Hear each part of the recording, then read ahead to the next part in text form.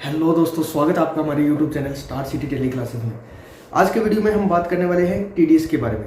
मतलब कि टेली के अंदर हम क्या करते हैं, एक्सपेंसेस की एंट्री कर लेते हैं। एक्सपेंसेस की एंट्री करने के बाद में मंथ वाइज उसका टीडीएस अपने को पे करना पड़ता है। फिर उसके बाद में क्वार्टरली अपने को टीडीएस की रिटर्न किसी भी सीए को या फिर कंसल्टेंट को सेंड करनी पड़ती है। तो उस समय दिक्कत ऐसी आती है कि टेली के अंदर हम जैसे ही एंट्री करते हैं तो वो एक्सपेंसेस के हेड में चली जाती है। अब यहाँ पे अपने को क्या करना होता है कि एक्सेल के अंदर एक रिपोर्ट तैयार करनी पड़ती है और उस रिपोर्ट को सीए को या फिर कंसल्टेंट को सेंड करते हैं। तब यहाँ पे हमारे भी दिक्कत ना है एडजस्टमेंट की एंट्री करते समय, और सामने वाले बंदे को भी कोई डिटेल पूछनी नहीं पड़े हमसे कि भी रिटर्न लगाते समय जो जो चीज़ जरूरी होती है वो चीज़ हम उस सीट के अंदर सेट करके भेज सकते हैं। तो आज के वीडियो में देखते हैं कि किस तरीके से अपन सारे हेड की, मतलब टीडीएस का कोई भी सेक्शन हो उस सारे सेक्शन की एक ही सीट के अंदर कैसे एडजस्टमेंट की सीट बना सकते हैं, कैसे पार्टी को सेंड कर सकते हैं और कैसे अपन इसका इस्तेमाल कर सकते हैं। तो चलिए वीडियो की शुरुआत करते हैं। वीडियो अगर पसंद आए तो लाइक और सब्सक्राइब जरूर कीजिएगा। अब यहाँ पे देखिए, मैंने एक्सेल की एक सीट बना रखी है। यहाँ पे मैंने टाइपिंग कर रखी है पहले से ही, ताकि यहाँ पे टाइमली टाइपिंग करते समय ज़्यादा वीडियो लंबा ना हो, इसलिए। अब देखिए, सबसे पहले मान लीजिए यहाँ पे अपन ने सीट बनाते समय एक्सपेंसेस का नाम कर लिया। अब टेली में एंट्री कर देखते हैं। तो टेली के अंदर तो क्या होता है कि हमने एंट्री कर रखी है और P&L के प्रॉफिट एंड लॉस के अंदर एक्सपेंसेस के अमाउंट दिखा देगा कि ये पार्टी का इतना इतना एक्सपेंसेस है। अब हम क्या करेंगे कि एक्सेल के अंदर एक्सपेंसेस का नाम लिख लेंगे। अब यहाँ पे देखिए, जैसे एडवर्टाइजमेंट एक्सपेंसेस है, फ्लिपकार्ट का हो, अमेजोन का हो, किसी भी तरीके का एडवर्टाइजमेंट एक्सपेंसेस हो तो एक्सपेंसेस का नाम आ जाएगा। उसके बाद में पार्टी नेम, कि मतलब कौन सी पार्टी से अपने को इनवॉइस प्राप्त हुआ है एक्सपेंसेस का। उसके बाद में उस पार्टी का पैन नंबर। अब यहाँ पे जैसे पैन नंबर डाल देंगे। अब देखिए, उसके बाद में एक्सपेंसेस की अमाउंट। अब ये अमाउंट अपन क्या करेंगे, टेली में एक्सपेंसेस के अंदर जाकर देख सकते हैं। जैसे मान लीजिए इसकी अमाउंट हो गई 1 लाख रुपए। अब उसके बाद में इसकी डिटेल लिख देंगे आगे सेक्शन, कि कौन सा सेक्शन है। तो एडवर्टाइजमेंट का सेक्शन है तो एडवर्टाइजमेंट का कॉन्ट्रैक्ट का हो गया 194C आ जाएगा। अब यहाँ पे आ जाएगी टीडीएस की रेट। अब क्या करना है आपको कि टीडीएस अगर इंडिविजुअल है या फिर कोई भी पार्टनरशिप फर्म है या सोसाइटी है, जो भी है, जिसका भी अपन टीडीएस काटेंगे तो यहाँ पे अपन पैन नंबर डालेंगे तो अपने को पता चल जाएगा 4th कैरेक्टर P है, यानी सिंगल व्यक्ति का है। उसके बाद में यहाँ पे जैसे F आ जाए फर्म है, या फिर C आ जाए जैसे कंपनी का है, तो कंपनी का काट रहे हैं तो यहाँ पे टीडीएस रेट क्या हो जाएगी, 2% हो जाएगी। अगर ये सिंगल व्यक्ति का है या फिर इंडिविजुअल का है तो यहाँ पे क्या कर देंगे, 1% कर देंगे। तो यहाँ पे रेट करने के बाद में टीडीएस के अंदर एक फॉर्मूला लगा देंगे कि राउंड अप ब्रैकेट स्टार्ट, ये वाला कॉलम सेलेक्ट करके फिर उसको मल्टीप्लाई इससे कर देंगे। तो यहाँ पे फॉर्मूला लगा के पहले ही सेट कर दिया। तो जैसे ही हम एक्सपेंसेस के अमाउंट लिखेंगे तो ये फॉर्मूला अपने आप टीडीएस में सेट होता जाएगा। जैसे मान लीजिए 85,600 रुपये अपना क्या हुआ है, एक्सपेंसेस हुआ है, तो यहाँ पे जैसे एंटर लगाएंगे तो ये 856 रुपये इसने टीडीएस काट लिया। इसी तरीके से ये 194C हो गया। उसी तरीके से अकाउंट मैनेजमेंट फीस है, कोई भी मैनेजमेंट फीस का अपने को इनवॉइस दे रहा है। जैसे ये मान लीजिए पार्टी है, वो पार्टी का ये यहाँ पे आ गया, पैन नंबर आ जाएगा। पैन नंबर में पैन नंबर डालना है देखकर। उसके बाद में यहाँ पे फीस आ गई जैसे 10,000 रुपये। अब 10,000 रुपये फीस है तो 194 प्रोफेशनल और टेक्निकल सर्विस के अंदर आएगा। तो उसका जैसे सेक्शन हो गया 194J होता है, तो यहाँ पे टीडीएस की रेट हो जाएगी उसकी 10% अप्लीकेबल। तो यहाँ पे क्या हो जाएगा, ये 1,000 रुपये हो जाएगा। तो टीडीएस ऑटोमेटिक डिटेक्ट हो गया, 10% कर दी। अब यहाँ पे ये अपन मंथ वाइज बना रहे हैं, मार्च की बना रहे हैं, तो यहाँ पे जो लिमिट होती है इसकी 30,000 रुपये कॉन्ट्रैक्ट की, तो वो तो क्रॉस हो ही चुकी होती है। इसीलिए अपन क्या करते हैं, इसके अंदर मंथ वाइज डिटेल बनाते हैं। अगर किसी की 30,000 रुपये से लिमिट कॉन्ट्रैक्ट में कम है तो हम उसको नहीं ले सकते, या फिर सालाना 1 लाख रुपये से ज़्यादा होगी तो भी इसमें लेनी पड़ेगी। तो सिंगल पेमेंट के अंदर 30,000 रुपये से ज़्यादा हो तो, या फिर पूरे साल के अंदर 1 साल से ज़्यादा हो, तो अब हमें पता चल जाता है कि भी इस पार्टी का पूरे साल में 1 लाख रुपए से ज़्यादा होगा, तो हम क्या करेंगे, मंथ वाइज उसका टीडीएस काट सकते हैं। यहाँ पे फिर जैसे आ जाता है वर्क कॉन्ट्रैक्ट का। अगर किसी पार्टी से हमने वर्क कॉन्ट्रैक्ट करवाया है तो यहाँ पे उस पार्टी का नाम आ जाएगा, एक्सपेंसेस नेम आ गया। उसके बाद में उस पार्टी का पैन नंबर आ जाएगा। फिर उसके बाद में अमाउंट आ जाएगी। अब कितनी अमाउंट है वो अपन टेली में देख सकते हैं। वर्क कॉन्ट्रैक्ट की जो भी अमाउंट होगी आपकी टेली में एंट्री मिलेगी। उस टेली में एंट्री देखकर अपन जैसे मान लीजिए 62,000 रुपये का वर्क कॉन्ट्रैक्ट करवाया किसी से, 194C हो गया, 1% हो गया। यहाँ पे जैसे कंपनी है अमेजोन, तो यहाँ पे 2% कर दिया। अब यहाँ पे 1% काट लिया, इसका 620 रुपये टीडीएस हो गया। उसके बाद में आता है जैसे कमीशन।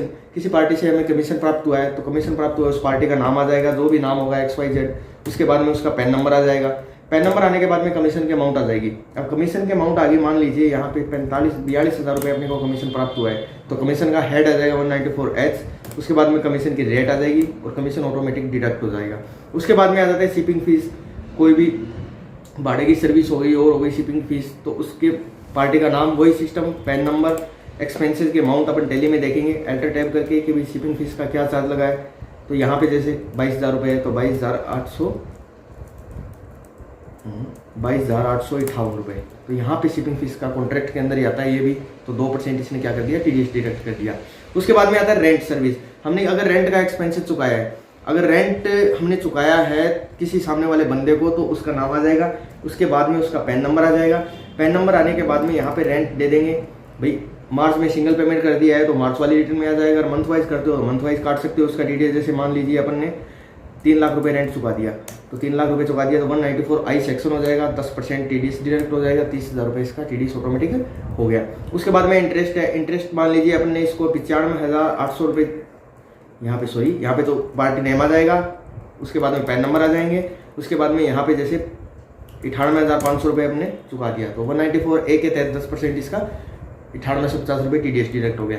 अब उसके बाद में फ्रेट, किसी ट्रांसपोर्ट से फ्रेट सर्विस ली है हमने तो ट्रांसपोर्टर का नाम आ जाएगा और यहाँ पे जैसे अमाउंट आ जाएगी 1 लाख रुपए हो गई। 194C के अंदर 1% TDS डिडक्ट हो जाएगा। 1% तब होगा जब ये इंडिविजुअल होगा, अगर ये फर्म या फिर कंपनी होगी तो 2% TDS काटना है, ये याद रखना है, ठीक है। फिर उसके बाद में कोई भी लेबर का अपने को TDS काटना है, जो वर्कर होते हैं वर्कर का TDS काटना है तो यहाँ पे वर्कर का नाम आ जाएगा सबका, उन सबका पैन नंबर आ जाएगा और उसकी अमाउंट आ जाएगी। जैसे किसी का 25,000 रुपये का है, किसी का 15,000 रुपये का है, तो उसकी अमाउंट आते ही उसका ऑटोमेटिक TDS यहाँ पे डिडक्ट होता जाएगा, ठीक है दोस्तों। तो इस तरीके से अपन इस एक ही शीट के अंदर सारे के सारे TDS की डिटेल यहाँ पे डाल सकते हैं। और अब बात रही पे करने की, तो यहाँ पे फिल्टर लगा हुआ है, देखिए। तो यहाँ पे फिल्टर लगाना हो तो आप फिल्टर लगा सकते हैं, इसको सिलेक्ट करके यहाँ पे ये फिल्टर कमांड होता है। फिल्टर जैसे ही लगाएंगे, अब अपने को जैसे पे करना है 194C का, तो सेक्शन पे फिल्टर लगाएंगे, यहाँ पे सबको हटा दिया, 194C को सिलेक्ट कर लिया, तो 190C में इतने TDS अपने डिडक्ट किए। यहाँ पे इसको सिलेक्ट करेंगे तो नीचे शो कर देगा कि 4290 रुपये आपका TDS बना है, 4290 रुपये अपने को पे करने हैं। इसी तरीके से किसी दूसरा TDS पे करना है तो उसको सिलेक्ट कर लेंगे, सारे देखने हो तो सारे के सारी डिटेल आ गई, यानी एक ही सीट के अंदर सबकी डिटेल आ गई। आप अब किसी CA को या फिर आपके कंसल्टेंट को ये सीट भेजोगे तो उसके अंदर जो उसको रिक्वायरमेंट होती है रिटर्न में, भाई एक्सपेंसेस का हेड आता है, उसके बाद में पार्टी का नाम आता है, सामने वाले पार्टी के पैन नंबर आते हैं, फिर उसके बाद में एक्सपेंसेस की अमाउंट आती है, वो सारी डिटेल अपने इस सीट के अंदर फिल कर ली। अब रही बात कि ये मंथली हो गया, अब इसको क्या करना है, अपने को क्वार्टरली भेजना है। तो क्वार्टरली भेजना है तो मंथ वाइज के हिसाब से इस तरीके की 3 सीटें बनेगी। तीनों सीटों को आप मर्ज कर सकते हो या एक ही सीट में तीनों को कंसोलिडेट कर सकते हो। उसके बाद में उन तीनों का टोटल भेज सकते हो या फिर इन तीनों को अलग अलग भेज सकते हो, क्योंकि मंथ वाइज डिटेल जाती है तो उसमें सामने वाले बंदे को और भी ज़्यादा दिक्कत नहीं होगी। तो ओके दोस्तों, इस तरीके से अपन TDS की रिपोर्ट तैयार कर सकते हैं एक्सेल में। एज ए अकाउंटेंट के तौर पर आप किसी पार्टी को भेजना चाहे, CA को या कंसल्टेंट को, तो इस तरीके से बनाकर भेज सकते हैं। अब देखते हैं हम इसकी टैली में एंट्री कैसे कर सकते हैं। जैसे ये तो होगी एक्सेल के अंदर मैनुअल शीट। अब हम क्या करेंगे कि टैली के अंदर सिर्फ TDS की एंट्री करनी है, एक्सपेंसेस की एंट्री हो रखी है, TDS की एंट्री मैनुअली करते हैं। एक तो टैली ऑटोमेटिक डिडक्ट करता है जिसके अंदर तो सारा section wise head wise detail देनी पड़ती है। हम चाहते हैं कि मैनुअली एंट्री करें सीधी सिंपल तरीके से। तो यहाँ पे सर्च करेंगे पहले एडवर्टाइजमेंट एक्सपेंसेस कितने रुपए हैं, 60,000 रुपये। एक्सेल की शीट में हमने कितने लिख रखे हैं यहाँ पे, जैसे 60,000 रुपये। अब यहाँ पे क्या करेंगे, पार्टी को सिलेक्ट करेंगे, कौन सी पार्टी है, जैसे विनोद एंड कंपनी। तो एक्सपेंसेस के बाद में विनोद एंड कंपनी का लेजर ओपन करेंगे। तो यहाँ पे बैक जाकर जैसे विनोद एंड कंपनी को ओपन कर लिया। अब यहाँ पे विनोद एंड कंपनी को लेजर में दिखा देगा कि हमारे पास इनवॉइस आया हुआ है कितने रुपए का, 70,800 का। लेकिन एक्सपेंसेस हमने कितना कर रखा है, 60,000। क्यों? क्योंकि ये GST का इनवॉइस आया है इसका। तो यहाँ पे जो GST लगा है उस पर TDS डिडक्ट नहीं करना है, ये अपने को एक्सपेंसेस के अमाउंट पे TDS डिडक्ट करना है। तो यहाँ पे जैसे 60,000 रुपये पे TDS काटना है। तो अब देखेंगे कि एक्सेल के अंदर अपना ऑटोमेटिक कितने रुपये डिडक्ट हुआ है TDS। जितने रुपये हुए हैं उसकी अपन एंट्री यहाँ पे सीधा ही प्रेस कर देंगे। वाउचर में जाएंगे, सबसे पहले वाउचर में विनोद एंड कंपनी को सिलेक्ट कर लिया और यहाँ पे अमाउंट लिख देंगे TDS की कितने हैं, जैसे 600 रुपये TDS डायरेक्ट हुआ है तो 600 रुपये यहाँ पे क्रेडिट कर देंगे TDS पेबल को। अब TDS पेबल का लेजर बना रखा है, इसको अपन करंट लाइबिलिटी में डाल सकते हैं, प्रोविजन में डाल सकते हैं, क्योंकि अपने को ये चुकाना है तो अपनी लाइबिलिटी होगी। यहाँ पे करंट लाइबिलिटी में इसको डालकर क्रेडिट कर दिया। अब ये एंट्री होगी सिंपल तरीके से, अपने को इसमें कोई TDS का सेक्शन वगैरह कुछ भी इसमें टैली के अंदर ध्यान रखने की जरूरत नहीं है। फिर बाद में इसको टैली में TDS को पेमेंट करेंगे, अब यहाँ पे 600 रुपये डायरेक्ट हो गया, पार्टी के अपने डेबिट कर दिया और TDS की लायबिलिटी अपनी यहाँ पे बैलेंस शीट में आ जाएगी। अब जैसे ही कभी पेमेंट करेंगे तो पेमेंट में जाकर यहाँ से ऊपर बैंक या कैश सेलेक्ट कर लेंगे और TDS के अमाउंट को, TDS पेबल के लेजर को सिलेक्ट करेंगे और पेमेंट में एंट्री कर देंगे। ये तो हो गया सिंपल तरीके से TDS को डिडक्ट करना। अब होता है एक टैली ऑटोमेटिक सेक्शन वाइज अपने आप TDS काटता है, अपने आप रिपोर्ट जनरेट करता है, उसको अपन एक्सेल में कैसे कर सकते हैं वो बताएंगे आपको नेक्स्ट वीडियो के। इसमें था मैनुअली, यानी मैनुअली एक्सेल के अंदर अपन किस तरीके से बना सकते हैं। ज़रूरी नहीं है कि टैली हो दूसरा सॉफ्टवेयर हो तो भी आप एक्सेल के अंदर इस तरीके से TDS की रिपोर्ट आसानी से बना सकते हैं। ओके, वीडियो अगर पसंद आए तो लाइक और सब्सक्राइब जरूर कीजिएगा। Thank you.